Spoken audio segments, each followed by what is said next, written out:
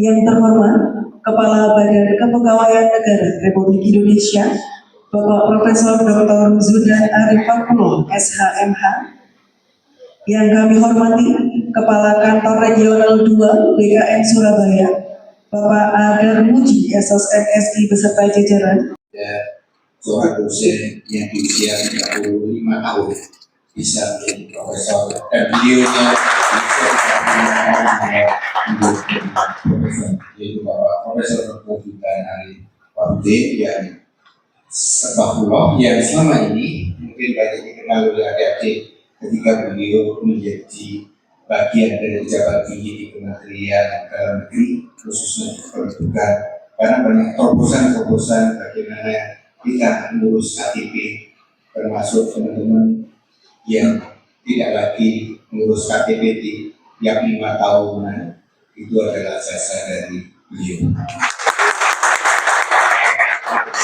Dan siang ini kita juga bersyukur karena beliau di tengah-tengah kesibukannya yang luar biasa berkenan untuk memberikan paparan pengetahuan dan pengalaman beliau yang luar biasa. Mudah-mudahan kita bisa menikmatinya dan meneladaninya, karena salah seorang politisi atau ahli politik atau filsuf politik klasik, Aristoteles mengatakan bahwa negara, aparatur negaranya itu bisa menjadi pemberantak negara paling cepat.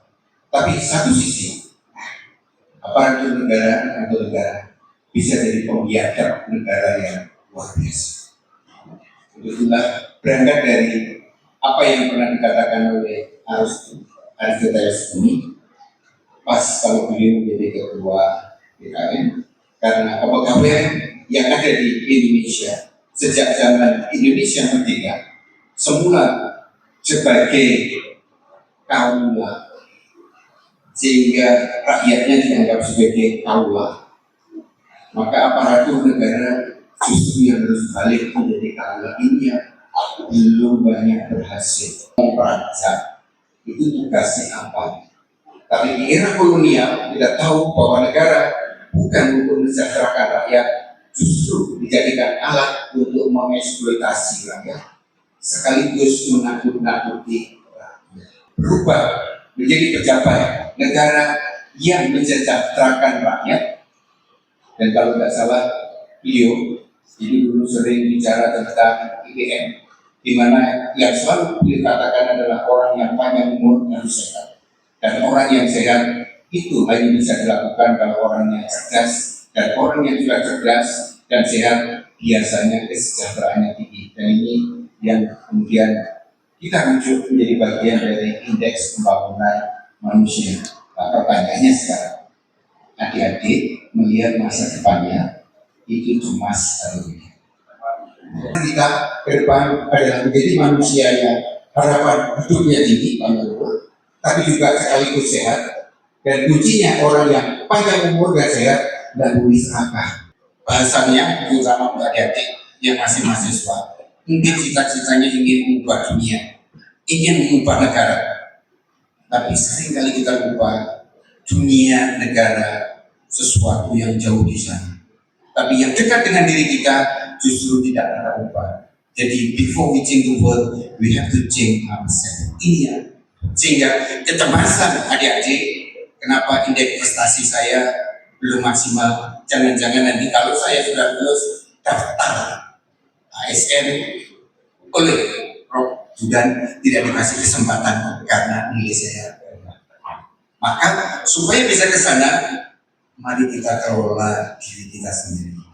Malam ini yang rencananya ingin tidur di kota Malang saja nggak bisa, harus ke Surabaya karena mengejar penerbangan. Tapi sekedar kebanggaan kita bersama, walaupun beliau bukan alumni UN, ternyata Pak Lik beliau itu pernah menjadi pimpinan UN di periode tahun 1974-78. Ada yang tahu rektor IKIP Malang tahun 74-78? Siapa? Bapak Profesor Dr. Andes Rossi dan ME. Itu adalah Pak beliau, jadi beliau bukan orang lain lagi.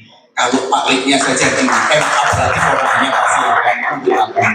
Syukur kalau nanti ada pekerjaan-pekerjaan yang bisa dikolaborasikan dengan UM, insya Allah UM siap untuk melaksanakan dengan maksimal, Bapak. Bapak Ibu, para hadirin yang saya hormati, Bapak Rektor, Prof. Sudan Arif Fahmullah, kemudian para anggota Rapim, dekan, para dekan, dan terutama juga adik-adik mahasiswa, dan juga dari kepala kantor regional 2 BKN dan kepala Biro Humas BKN. Selamat sore, Assalamualaikum warahmatullahi wabarakatuh. Salam sejahtera untuk kita semua. Om Swastiastu, Namo Buddhaya, dan salam kebajikan. Mohon izin saya didapuk sebagai moderator Prof. Sudan. Ini baru jadi moderator. Biasanya saya moderator kimia, sekarang moderator. Saya pengajar di MIPA di prodi kimia. Jadi sekarang mendapat kehormatan mendampingi Bapak. Bapak Ibu, sebelum kita mulai, saya bacakan tadi sudah Pak Rektor sudah menyebut banyak tentang beliau. Tangan kita undang kepada Prof. Sudan Arif.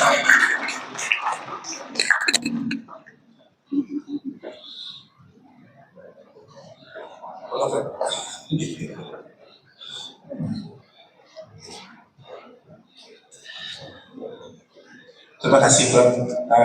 Sudah berkenan meluangkan waktu untuk bertemu dengan adik-adik mahasiswa. Ini yang hadir para pimpinan Universitas Negeri Malang, para dekan, direktur, dan sebagainya, dan yang itu para mahasiswa yang saya kira langsung saja Prof. menyampaikan kita waktunya agak lengkap bebas. Sambil ngobrol, silakan.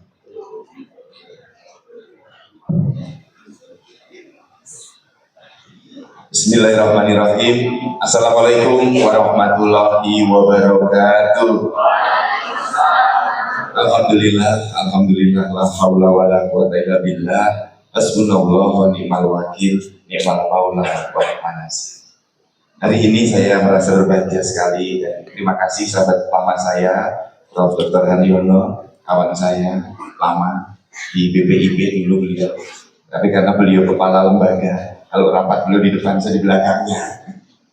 Terima kasih Prof. undangannya, Pak Wayan, terima kasih. Pak Dekan semua, langsung pimpinan, Bu Direktur, dan anak-anakku, adik-adikku semuanya. Sangat berbahagia ketika bertemu dengan anak-anak muda yang memiliki harapan besar terhadap perkembangan bangsa. Ya, ini saya senang sekali setiap kali memasuki kampus. Kemarin minggu lalu saya di Undip, itu merasa muda kembali. Maka Pak Rektor, agar saya muda terus dan kelihatan sesuatu yang terus muda, biar terus bergaul dengan mahasiswa, istri saya pun saya jadikan mahasiswa. Saya sekolahkan lagi S3 sehingga saya itu menikah dengan mahasiswa. Jadi terasa muda terus. Dan untuk anak-anakku semua, pelajaran pertama yang saya dapatkan tadi melihat CV saya kan? Coba CV saya tadi, coba CV saya di bagian penghargaan. Kita harus belajar di kegagalan, dan kegagalan itu memperkuat kita. Dan suatu ketika kita akan paham bahwa kegagalan itu direncanakan oleh Tuhan, karena Tuhan punya tempat lain yang dipersiapkan lebih bagus. Suatu ketika saya ingin jadi dosen di UNS. Karena saya merasa percaya diri, bukan itu penghargaan yang ini. Saya mahasiswa berprestasi tahun 92, diterima Presiden di Jakarta. Kemudian setelah lulus, cita-cita pertama saya adalah melanjutkan sekolah sekaligus menjadi dosen di UNS.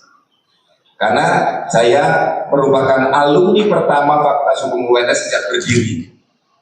Yang lulus cum laude kemudian menjadi mahasiswa teladan, dan saya sangat percaya diri daftar dosen pasti diterima. Apa yang terjadi? Dipanggil tes pun tidak. Coba. Jadi disitulah saya pertama kali terpukul karena yang diterima adalah yang di bawah saya. Nggak pernah juara-juara, nggak pernah mahasiswa teladan, nggak pernah naik gunung, nggak pernah ketua apa dulu? Senat mahasiswa. Saya dulu ketua senat mahasiswa, ketua BPM, Badan Perwakilan Mahasiswa. Zaman itu di senat saya aktivis di pendaki gunung, di LKTI, LCC, lomba cerdas cermat, itu ikut di sini. Nah, yang diterima sebagai dosen itu di bawah saya. Tapi ternyata rencana Tuhan itu jauh lebih baik daripada rencana kita. Teman-teman saya yang diterima jadi dosen tetap saja jadi dosen di situ. Andai saya diterima jadi dosen, mungkin tidak berdiri di depan ruangan ini sebagai kepala badan kepegawaian. Artinya, kalau kita gagal jangan langsung kecewa. Kalau jatuh, bangkit lagi. Gagalnya lebih banyak. Mengapa yang kelihatan berhasil? Karena banyak orang berhasil tidak pernah menceritakan susahnya, tidak pernah menceritakan gagalnya. Yang diceritakan berhasilnya untuk memotivasi yang lain. Kalau banyak diceritakan gagalnya, itu nanti akan membuat kehidupan menjadi tidak optimis. Jadi saya, Mas Prof, Mas Aryono, saya gagalnya waduh belasan kali. Hari ini ingin mengucapkan terima kasih ya, Rektor sahabat lama saya masih di BPIP, saya di Kemdagri sering ketemu, sering rapat bersama-sama bagaimana mengokohkan NKRI ya. Juga hari ini di UM ini dipakai untuk tes seleksi P3K. Jadi terima kasih kami difasilitasi tempat yang bagus gitu ya. Dan ini sangat positif untuk memilih kader-kader terbaik nanti yang dipilih menjadi P3K. Nah, dan yang ketiga, memperkuat silaturahmi BKN dengan kampus-kampus, karena dari kampus nanti bisa dilakukan talent scouting, kader-kader yang terbaik. Bisa juga untuk teman-teman para ASN ambil S2, S3 di Universitas Malang ini, yang sesuai dengan program studi yang dibutuhkan di Pemda. Dan yang terakhir, tentu untuk ke depan, apa yang harus kita lakukan untuk menjaga Astacita bisa terwujud. Kolaborasi PKN dengan kampus-kampus, terutama Universitas Malang. Karena kami ini kan, saya kepala BKN, itu sebagai HRD-nya Indonesia. Untuk mewujudkan Astacita, perlu SDM seperti apa? Nah, kampus-kampus harus diberi kesempatan yang besar agar bisa bersama-sama mewujudkan Astacita Bapak Presiden dan Bapak Wakil Presiden. SDM seperti apa Pak yang sesuai dengan Astacita Bapak Presiden?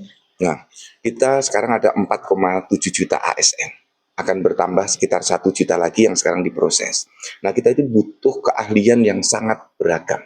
Karena Bapak Presiden punya program kemandirian pangan, kemandirian air, kemandirian energi, hilirisasi, ya, kemandirian pangan yang harus terwujud itu butuh SDM yang banyak sekali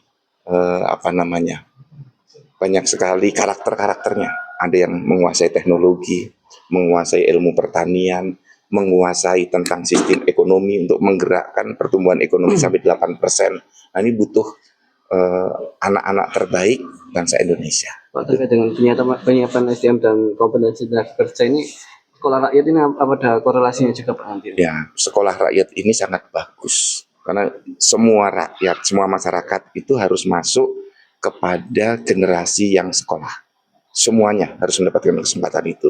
Dan kalau semuanya sekolah, ke depan SDM kita akan meningkat kualitasnya. Karena partisipasi, kalau dihitung ya, angka sekolah kita itu baru 8 tahun. 8 tahun itu setara anak SMP kelas 2. Padahal negara maju itu sudah lebih dari 15 tahun, atau kalau kuliah itu berapa? 6 tahun, 3 tahun, lebih 12 tahun, 14 tahun, 15 tahun. Nah, kita harus menuju ke sana. Nah, kalau tingkat partisipasi sekolah, tingkat lamanya sekolah meningkat, pasti demokratisasi akan meningkat, pertumbuhan ekonomi akan meningkat, kesejahteraan juga akan meningkat. Ini akan berdampak pada banyak hal sekolah rakyat itu. Terkait penyiapan tenaga pendidiknya? Ya, kami besok akan rapat dengan Kementerian Sosial ya untuk menyiapkan itu semua. dari BKN sangat mendukung penyiapan SDM-nya, baik dengan remapping guru maupun redistribusi tenaga ASN untuk ke sana.